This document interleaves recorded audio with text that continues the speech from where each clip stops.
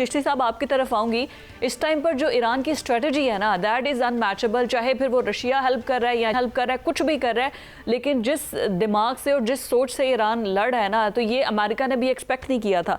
अभी तक आपके अंदाजे के मुताबिक ये जैसे तैयारे हो गए, एंटीसेप्टर्स हो गए, मिसाइल्स हो गए, ईरान तो तबाह हो ही रहा है, अमेरिका को कितना नुकसान पहुंच रहा है? और अगर ये जंग कंटिन्यू इसी तरीके से रहती है तो क्या अमेरिका कोई सरप्राइज़, कोई जैसे B-2 बम्बार्डमेंट या और मज़ीद क्या इनके तैयारे हैं? डूम्सडे भी उन्होंने निकाल लिया, तो कैसी क्या चीज़ है जो कि अमेरिका सरप्राइज़ दे सकता है? ईरान ने बड़ी रेजिलियंस भी दिखाई है, कमबैक भी किया है और इतनी प्रोहिबिटिव कॉस्ट इंपोज कर रहा है जीसीसी मुल्कों के ऊपर कि अब देखें कि अंदर से भी शोर शुरू हो गया। और एक तो अभी बहुत ब्लेसिंग हुई है और मैं अप्रिशिएट करना चाहूंगा मेजोरिटी की जीसीसी कंट्रीज के लीडर्स को कि उन्होंने रिफ्रेन किया है ईरान को इंगेज करने पर और हिट बैक नहीं किया। अगर ईरान पर वो हमला कर देते खुद काउंटर, तो सबसे ज्यादा खुश तो इस पे नेतन्याहू होता, नंबर 1 के मुसलमान मुल्कों को आपस में एंगेज करा दिया। अभी उन्होंने क्योंकि रिफ्रेन किया है तो जाहिर है एक प्रोहिबिटिव कॉस्ट तो अमेरिका भी दे रहा है, ऑल्दो उसका बिल तो बाद में यही मिडिल ईस्ट के लोग ही देंगे जितनी फायरिंग हुई है उन पर। लेकिन बजाय हमने ये साबित कर दिया, ईरान ने एक स्ट्रेटेजिक पॉइंट उसने होम क्रॉस कर दिया। उसने कहा है कि ये जो आपने बेसिस दिए हुए थे, ये लायबिलिटी आपकी ज्यादा थे और आपका एसेट कम थे। यानी कि जितने आप वनरेबल खुद हो गए हैं इन बेसिस पर रखने पर, वो ना रखते तो शायद आप ज्यादा सिक्योर रहते।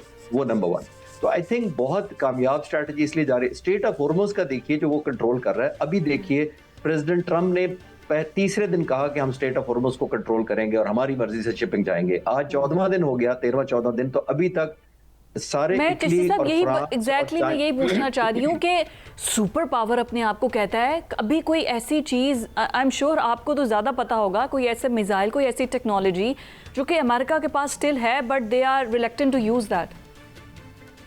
नहीं, अमेरिका के पास जो कार्ड थे वो कर दिए। एक चीज रोक रही है जो आप दिलचस्प बात है, जो शायद मैं रिसर्च करके मुझे अभी पता लगा है कि अमेरिकन लॉ प्रोहिबिट करता है यूएस नेवी को किसी और फ्लैगशिप को एस्कॉर्ट करने से। ये बड़ी दिलचस्प बात है। अमेरिका पहली दफा एक दफा टैंकर में किया था वॉर के अंदर इन्होंने, जॉर्ज डब्ल्यू बुश के जमाने में, लेकिन फिर इन पर बहुत एतराज उठे थे कि इन्होंने लॉ की वॉलेशन की है। इनको स्पेशल परमिशन लेनी पड़ेगी जो नहीं मिल रही। अब आप देखिए रिट किसकी है। मैं अक्सर बात करता हूं, मैं पहली दफा आपके प्रोग्राम में ये इस सब्जेक्ट पे बात कर रहा हूं कि देखिए सी के ऊपर और खास तौर पे अपनाए हॉर्मोज के ऊपर 2 तरह का कंट्रोल हो सकता है। ये ओवरऑल समंदर पे भी अप्लाई होता है, लेकिन एक एरिया में भी हो सकता है। ये basically restricted area. Restricted area का मतलब ये होता है कि पानी कोस्ट के पास गहरा नहीं है। ये जो हम 35 किलोमीटर सब लोग बातें करते हैं कि स्ट्रेट ऑफ हॉर्मुज़ चौड़ा है, तमाम का तमाम शिपिंग के लिए फिट नहीं है, डेप्थ कम होने की वजह से। सिर्फ 10 किलोमीटर का कॉरिडोर है जिसके अंदर शिपिंग लाइन गुजर सकती है। नंबर 1 ईरान के लिए फोकस्ड है टारगेट करना उनको। नंबर 2 उनके जो ब्रिगेडियर मसूद भी कह रहे थे कि उन्होंने बहुत ज्यादा मिसाइल्स पोस्टल भी रखे हुए हैं। उनके पास एक राद मिसाइल है, 350 किलोमीटर दूर फायर करता है, 500 किलो का वॉरहेड उठा के ले जाता है। ये एंटी शिपिंग है, वो उन्होंने कुछ यूज भी किया है मेरा ख्याल है। दूसरी बात उनके पास जिसकी हम कम बात कर रहे हैं वो अनक्रू अंडर वाटर अटैक व्हीकल्स हैं, UUAV इसको कहते हैं। वो एक मिनी स्कूटर सा होता है, समझे, ये होता अंडर वाटर है, उसके ऊपर एक छोटा सा टॉर्पीडो लगा होता है जो एंटी शिपिंग होता है। तो ये होता अंडर वाटर है, इसमें क्रू कोई नहीं होता, समझे, रिमोट कंट्रोल है, ये कामाकाजी ड्रोन है अंडर वाटर। तो ये जाकर जब शिप को हिट करता है, जाहिर है फ्रॉम द बॉटम ये बहुत डैमेज पहुंचाता है। ये बात तो समझ आ रही है कि ईरान जो कह रहा है कि हम तो 40 साल से जंग की तैयारी कर रहे हैं, तो इसका मतलब है रियलिटी में वो कर रहे थे। ब्रिगेडियर साहब, अभी जंग की तैयारी ईरान तो कर ही रहे थे, लेकिन हम जैसे बात कर रहे हैं कि अभी अमेरिका के अंदर से आवाज़ें आ रही हैं शायद रिजीम चेंज वहाँ पर हो जाए, क्योंकि बगावत की आवाज़ें वहाँ से भी आ रही हैं। या तो 2 हफ्तों के अंदर, ये अमेरिकन एम्बेसडर कह रहे हैं, वो कह रहे हैं या तो हो जाएगी ऐलान जंग ईरान के साथ, अमेरिका कर देगा, या फिर ट्रंप के खिलाफ ही बगावत आ जाएगी। ये बहुत अलार्मिंग होगा। जी हाँ, देखें, और जो अप्रूवल रेटिंग है, और अभी भी रिसेंटली जो लेटेस्ट है कि ऑलमोस्ट इट इज 60% जो अमेरिकन है वो अपोज कर रहे हैं इस जंग को। और फिर वो भी ये सवाल पूछ रहे हैं कि whose war we are fighting for. और फिर अभी देखें जिस तरह ट्रम्प ने कहा, और फिर ट्रम्प ने भी क्या, उसने मार्को रूबियो ने ये कहा कि अब भाई, उससे सवाल किया कि आप जंग में क्यों आए, तो उन्होंने कहा कि भाई इजराइल हमला करने वाला था, तो वी वांटेड टू प्रोटेक्ट, हमारा जो इंटरेस्ट था, जो हमारे बेसिस थे, उसको प्रोटेक्ट करने के लिए हमें आना पड़ा। मतलब ये सवाल एक्सेप्टेबल नहीं है, कोई लॉजिक इसमें नजर नहीं आ रहा है। और फिर इसी तरह ट्रम्प ने भी कुछ डिफरेंट बात की, पीट हेगसेथ कुछ डिफरेंट कुछ कह रहा है। तो लेकिन ये है कि इनको नेतन्याहू खींच के ले आया, अब इसमें आके ये फंस गए हैं।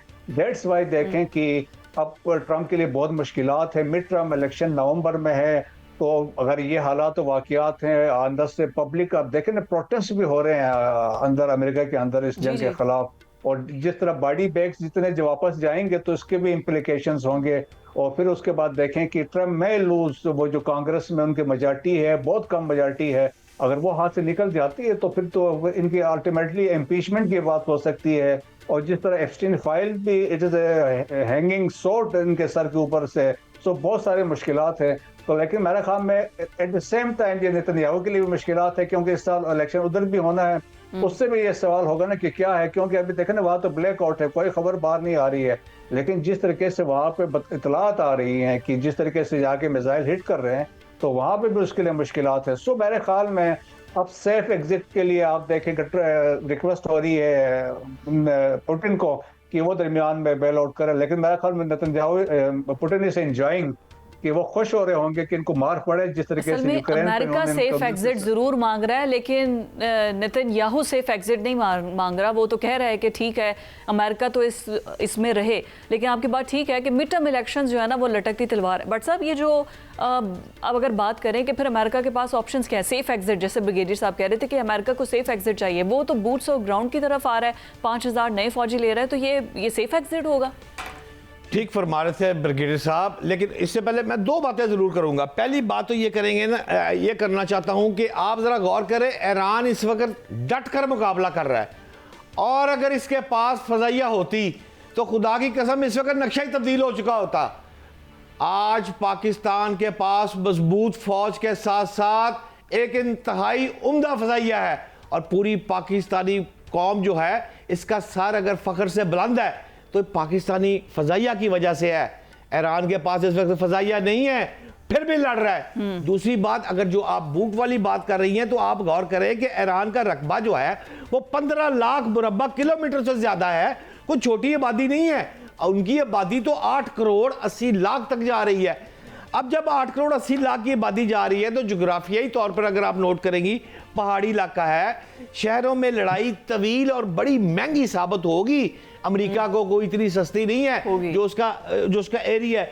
लेकिन इसके बावजूद मेरी जो मैंने जो स्टडी किया है, नेतन्याहू को शदीद तकलीफ हो रही है कि किसी ना किसी तरीके से ज़मीनी कार्रवाई जो है वो बहुत ज़रूरी हो गई है। तो फिर शायद ट्रंप आने वाले दिनों में मुख्तसर अहदाफ लेकर इस पर हमला कर सकता है, बूट्स ऑन ग्राउंड कर सकता है। लेकिन मेरा ख्याल है आपने जाना है ब्रेक पर, और मुझे जाते जाते ना ईरान और अमेरिका की काफ़ी सारी बातों के साथ थोड़ी सी तशनीगी रह गई है, और वो रह गई है अफगानिस्तान की।